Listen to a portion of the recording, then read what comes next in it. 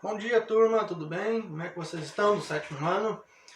Vamos dar continuidade a mais uma aula nossa online, né? Já estão com saudade da sala de aula ou tá legal assim, aula online? Eu confesso para vocês que eu preferia estar na sala de aula. Não sou nenhum youtuber para ficar gravando vídeo, mas nós vamos aprendendo aos poucos, né, pessoal? Muito bem, turminha. A gente está conversando sobre a vida no ecossistemas, página 41. Até eu solicitei para vocês fazerem uma pesquisa sobre o ecossistemas brasileiros, né? Vocês ainda têm que me entregar essa pesquisa. Conforme vocês vão me entregando, nós vamos avançando na nossa matéria. Muito bem. Vocês sabem me dizer o que é um ecossistema? Vocês sabem me dizer o que são ecossistemas? E aí? O que é um ecossistema? É um conjunto de relacionamentos mútuos entre o ambiente físico e os seres que vivem. Então, é um conjunto entre o habitat e os seres que habitam ali. É o ecossistema, né? É o meio ambiente que eles estão. Muito bem, mas como é a vida no ecossistema, né? Nós temos vários tipos de habitats do nosso Brasil aqui, principalmente, né? Desses seres vivos com seus habitats. Então, na página 41, o livro já vem trazendo ali o item A sobre o ambiente de água doce, né? Um ambiente aquático, os organismos produtores de alimentos geralmente são tão microscópicos que vivem ao sabor dos movimentos da água e são capazes de realizar fotossíntese. Veja, então não é só as plantas que realizam fotossíntese, esses micro-organismos que vivem, que são produtores de alimentos, geralmente são tão microscópicos, vivem ao sabor dos movimentos das águas, são capazes de realizar fotossíntese, né? Há também vermes, microcrustáceos, larvas de peixes, protozoários, que são seres vivos com uma única célula, né? Nós já estudamos aí sobre as células. O pessoal, os seres vivos que são unicelulares, são pluricelulares, né? E esses se alimentam de água. Se vocês olharem aqui na página, eu estou acompanhando aqui pelo livro, tá, pessoal? Até para eu poder ter referência para dar aula para vocês. Bem aqui embaixo na página 41, nós temos aqui não sei se vocês vão enxergar direito, mas temos esse quadradinho roxo aqui. Ele diz o seguinte, ó: o conjunto de seres vivos que vivem flutuando na água recebe o nome de plâncton, e pode ser dividido em duas categorias: o zooplâncton, ou seja, grupo de animais que fazem parte do plâncton, e o fitoplâncton, isto é, um grupo de vegetais microscópicos que contém o plâncton. O plâncton é importante por se tratar do primeiro elemento de cadeias e teias alimentares. Em qualquer ambiente aquático. Criaturas um pouco maiores se alimentam do zooplâncton. Essas, por sua vez, servem de alimentos para pequenos peixes e que servem de alimento para peixes maiores. Então, veja aqui como nós estudamos a cadeia alimentar na terra, vamos dizer assim, também temos essa nas águas, certo, pessoal? Nos riachos também encontram-se os caranguejos e algumas espécies de camarões que se alimentam do plâncton e fazem parte do zooplâncton. Os crustáceos servem de alimento para rãs, peixes e outros. Eles comem caracóis, sapinhos, insetos e também pedaços de animais mortos. Então nós podemos ver aqui sobre o ambiente de água doce no item A da página 41 e na página 42, certo, pessoal? Eu só estou dando um resumo das coisas aqui. Vocês precisam ler melhor em casa o livro e estudarem aqui também, porque uma aula não pode ser muito comprida, ela tem que ser curta para vocês pegarem o máximo que vocês podem, certo? Então, a letra B ali, microhabitats. As raízes das plantas aquáticas abrigam vários tipos de organismos, formando um microhabitat. Dois seres que podem ser encontrados nas raízes das plantas aquáticas são a hidra, que pode ser achada no verão, em águas não poluídas e planárias, que são vermes bem pequenos e achatados. Alguns desses animaizinhos podem ser vistos a olho nu, ou outros com auxílio de uma lupa ou microscópico, né? Então veja só, esses microhabitats, essas plantas aquáticas aqui, elas vivem nas raízes, né?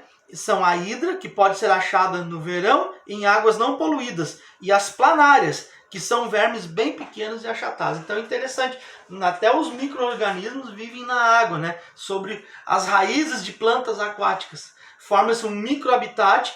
Temos esses dois seres vivos aqui, microscópicos, que podem ser encontrados, né? Veja só como a vida ela é interessante, né? Nós temos os seres grandes aí, um elefante, uma girafa enorme, e temos os seres microscópicos, que só pode ser enxergado através do microscópio. Interessante como a nossa natureza, como Deus criou as coisas, né?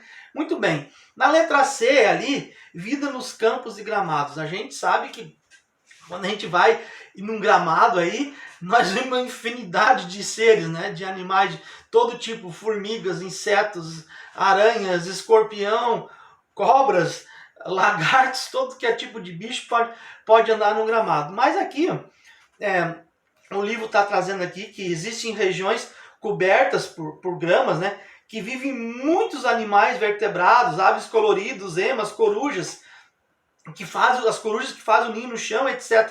Ali também pode ser encontrados insetos como gafanhotos, grilos, mariposas, vespas, abelhas, né? Vagalumes, louva-a-Deus, entre outros.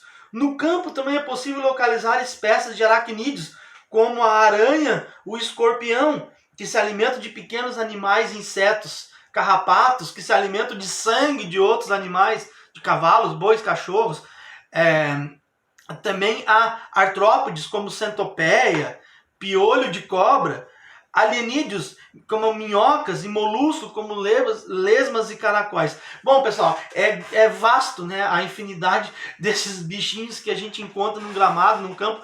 Ainda mais nós aqui que moramos mais afastado, no interior, a gente pode ver, de fato, essa natureza, essa fauna, esse conjunto, esse habitat desses seres que vivem nos nossos gramados, né? Interessante. Em função das mudanças climáticas e de estações durante o ano, o número de seres vivos em gramado pode ser alterado. Isso porque, como sabemos, cada ser vivo precisa se adaptar às modificações ocorridas no ambiente para sobreviver. Então a gente sabe que conforme a estação do ano tende a ter mais insetos, tende a ter menos, né? Os bichos estão aí circulando e a gente sabe que o grande limitador da existência deles é sim o tempo, o clima, a temperatura, a estação do ano, né? Que faz eles terem mais ou não.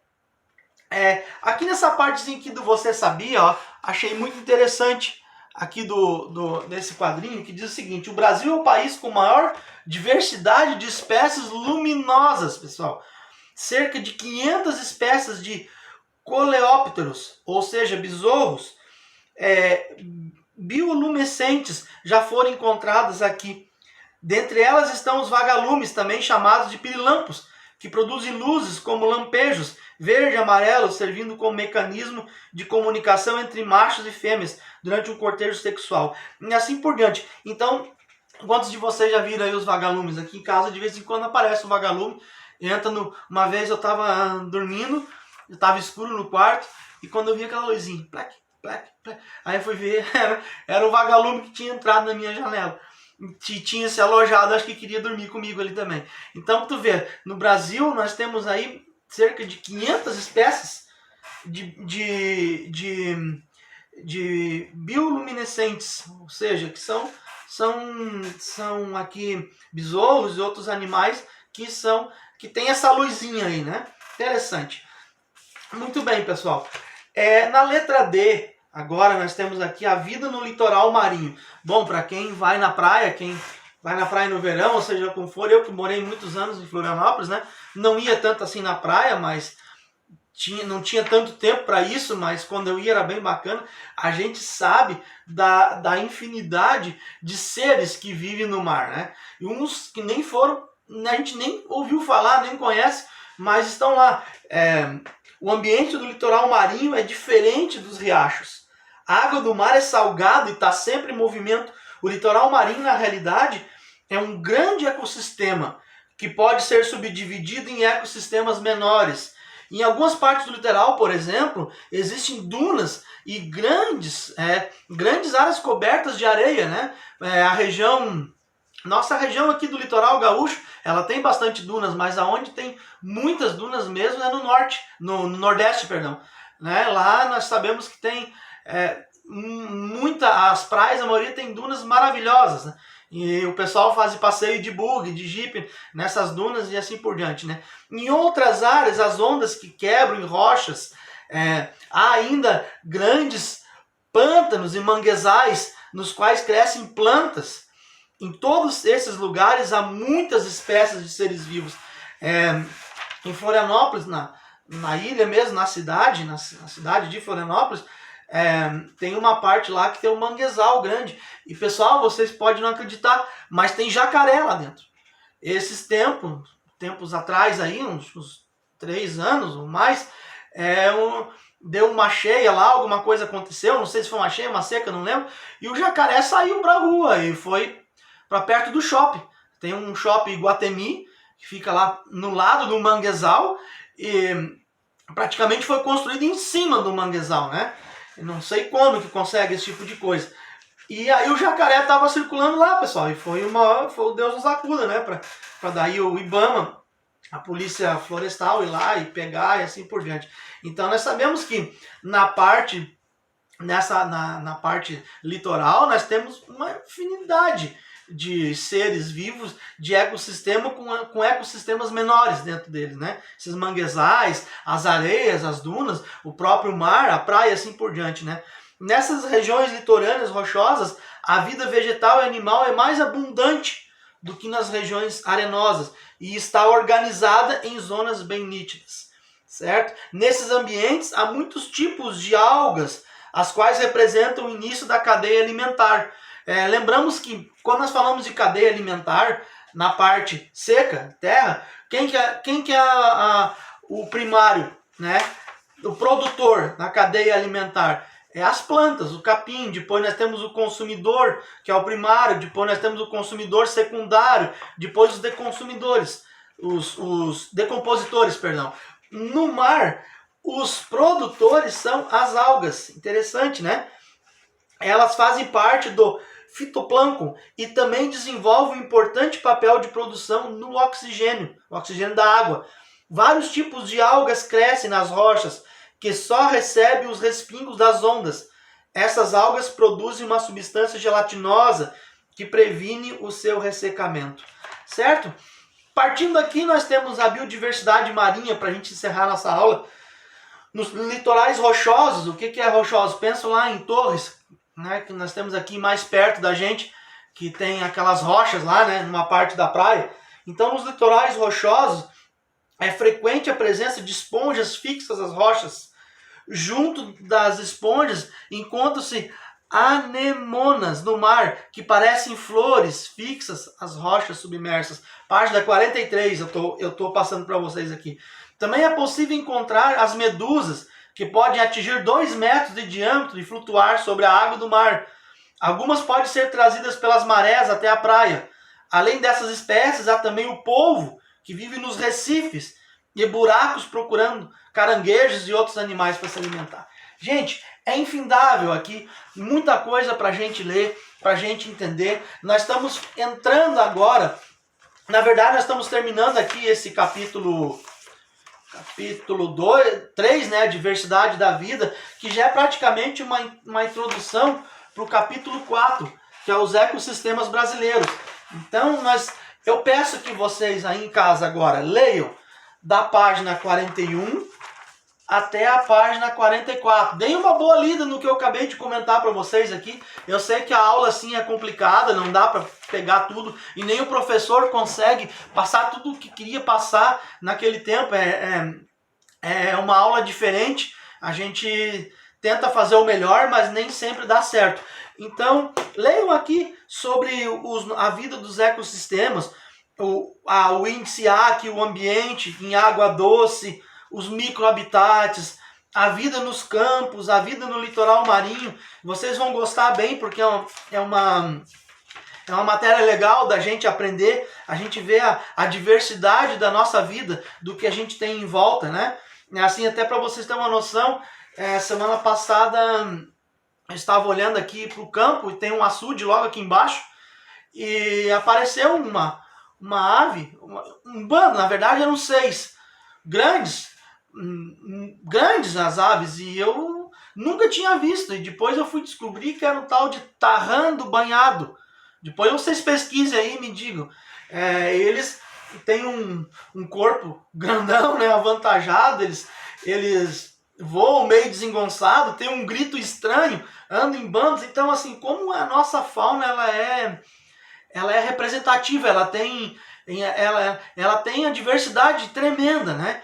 E isso que já tem aí séculos de degradação natural e que o homem está interferindo nesse nosso meio habitat.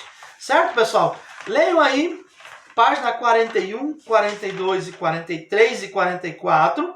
Depois tentem responder as atividades da página 44 até a 46, ok? Estarei com vocês na aula para tirar essas dúvidas e a gente se vê depois. Valeu, até a próxima.